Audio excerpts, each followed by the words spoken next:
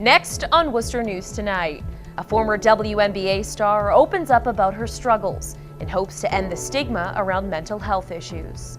Plus, a total loss. Fire destroys a three-decker in Worcester, leaving tenants with almost nothing.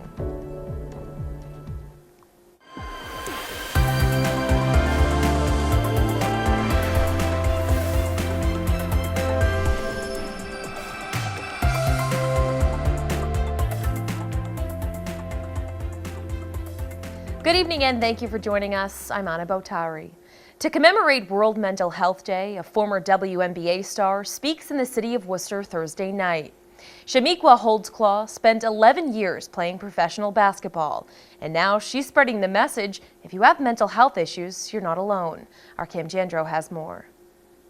Being diagnosed with depression and bipolar disorder helped former WNBA star Shamiqua Holdsclaw better understand mental health. Finally, it came to a head when I, had a situation in Atlanta that came up, and it was a legal situation. I'd never been in any trouble or anything, and I realized, I got to get help. The six-time WNBA All-Star has become a mental health activist since retiring from professional basketball in 2010. Holdsclaw shared her story with the Shine Initiative at their Keep Your Mind Open Gala. If you look about the big scope of this thing, we probably all know someone in our family that has struggled, and it's just time to just stop, living, behind the door. Thursday is World Mental Health Awareness Day. The Shine Initiative's executive director, Fred Kalin, says suicide is now the second leading cause of death in the U.S. And to fix this, the stigma around mental health must be removed. We all kind of know what it is, but how do you can't target it. So really our strategy is to just normalize the conversations, pretend that the stigma isn't there. The Shine Initiative has dedicated themselves to educating the public on how to cope with and treat mental health issues. Kalin says the goal of the nonprofit is to make mental health as prominent as physical health. Part of our mission is to raise it to, that it's a mainstream public health issue. Holdsclaw has been spreading her message to children and adults across the country. For the former basketball star, one of the biggest parts of her story is even someone at the top of their game can suffer from mental health issues.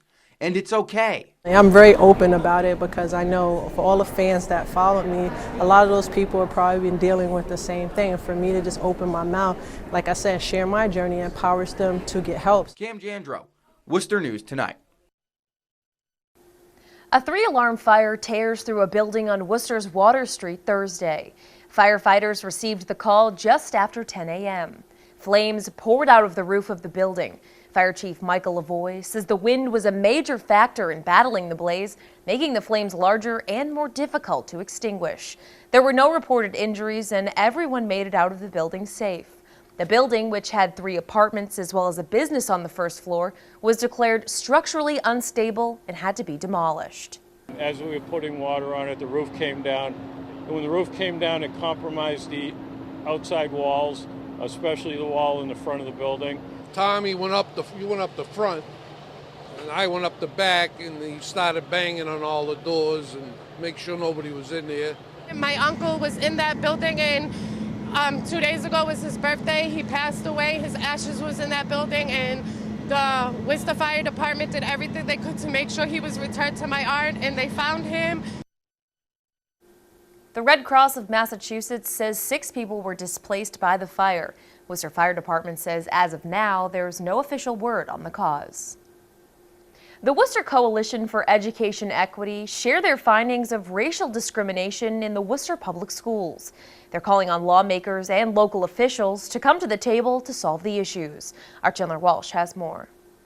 I remember him telling me that if I continued to cry, that he was going to make a suggestion to the administration to move me to a lower grade.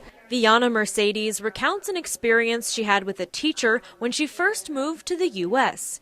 She graduated from the Worcester Public Schools in 2012 and says she isn't the only one who felt a lack of empathy. I work with kids in the Worcester Public Schools and they tell me similar stories. The Worcester Coalition for Education Equity says the racial inequities in the district affect all students. The group addressed state lawmakers, city councilors, and school committee members Thursday. Isabel Gonzalez-Webster believes the district is overusing disciplinary actions like emergency removals. In 2017-18, Worcester Public Schools had 60% of all the emergency removals in the entire state. Emergency removals allow schools to remove a student for 2 days if they pose a threat to themselves or others. Civil rights fellow Lauren Sampson says about 70% of last year's removals were Latino students or students of color. You have not just a dropout crisis, but a push-out crisis, with students being sent away from the classroom, leading them to become disengaged with their school environment and to turn to a life other than one of productivity, school engagement, and perhaps college. Mayor Joe Petty says he's working to make sure amendments to the superintendent's contract are completed. The coalition is calling for more transparency from the schools. New state data will be released next week, and Mayor Petty says it will help the conversation. It should be data-driven. It should be understanding. The more data you have, I think the better it'll be for the students and the parents and the system. That way you can address issues that you might be missing. The coalition says the district is in a crisis and the community needs to address it. How can we work together to really ensure that all our students in the Worcester Public Schools have a high-quality education? And today, the state delegation and Congressman McGovern agreed to write a letter to the Worcester Public Schools requesting all of their data be released and the 14 amendments in the superintendent's contract be met. In Worcester, Chandler Walsh, Worcester News Tonight. The Worcester Tech Unified basketball team gets the chance to practice alongside a group of athletes with an impressive resume. The U.S. Special Olympics basketball team came to Worcester Tech to show their support for the Eagles. The silver medalists practiced and scrimmaged with them as well. Worcester Tech junior Aeneas Taylor says he learned they won't get better unless they work as one. So to get together, we got to work together as a team because it's not about us, it's about a team. Worcester Tech Unified basketball team volunteer Hayden Lloyd says he hopes meeting the U.S. team inspires the Eagles. You can't push them to do anything they don't want to, but you got to try to get them out of their comfort zone, and that's when they have their most fun, is when they're finally out of it and they can just be themselves. And that's another thing, you have to get their perspective of it and their attitude towards things, because some people don't like to run, but then you see them and they're running up and down the court every single time. Both teams say they hope to share a court again soon. Grafton native Ricky Duran is moving on in NBC's singing competition, The Voice. We caught up with him today about his success during the blind audition. Monday night, Duran received rave reviews from all 4 judges and an offer from each to join their team. This isn't the first time Duran has performed on the show. He says he also tried out in 2016, but no one turned their chair around, motivating him even more for this year. Really nervous because, that was my second chance on that stage, and some people don't even get one chance, and I knew that if they weren't going to turn this time, I'm probably not going to make it back to this stage, So going in, it was nerve-wracking. I was just trying to stay focused on my performance. Welcome back to the Duran also reflected on the moments after receiving a standing ovation from Kelly Clarkson, Blake Shelton, John Legend, and Gwen Stefani. It's just incredible that not only did they, it seemed like they respected me as an artist, and they knew what I was trying to convey with that song, and I was just blown away. And I'm just going to let it fly. The Voice will be on this Monday and Tuesday night at 8 p.m. A Tufts veterinary student is looking to help dog owners ease their pets' stress. She's testing a theory by using something many people use to relax. Can the sound of music ease anxiety in dogs? It's what Tufts veterinary student Sydney Beasy is hoping to find out. As a pet owner, you might notice that your dog gets anxious when you leave for the day, when you leave for a few minutes, when you take them to a grooming appointment or a veterinary appointment. Beasy spent the past few months studying 41 different dogs. She and the dog's owner would bring the animal into a classroom and then leave, creating stress for the dog. And then while they were in the room alone experiencing that stressor, we would play music to them over the speakers, either silence as our control or music formulated for a dog's ear or human relaxation music, and then record their heart rate variability and video record them to look at their behavioral responses to the stressor and the music.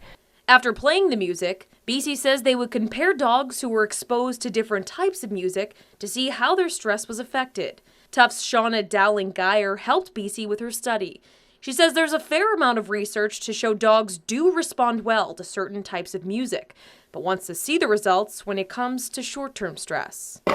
It was also really interesting to see just the different dogs and their reactions after their owner and Sydney left the room. So some dogs immediately relaxed, some wandered around and relaxed, some paced, some barked, some howled. So it was really interesting to see how different dogs, the kind of individual variation in personality and how they responded to that separation. BC hopes the findings will give people an option for their pets to relax. Music is a really great kind of low-cost, low-invasive way to reduce stress in people. So if we could find a way to translate that to dogs, it might help owners relax their dogs in situations where they get a little stressed out. They hope to have those findings by next summer.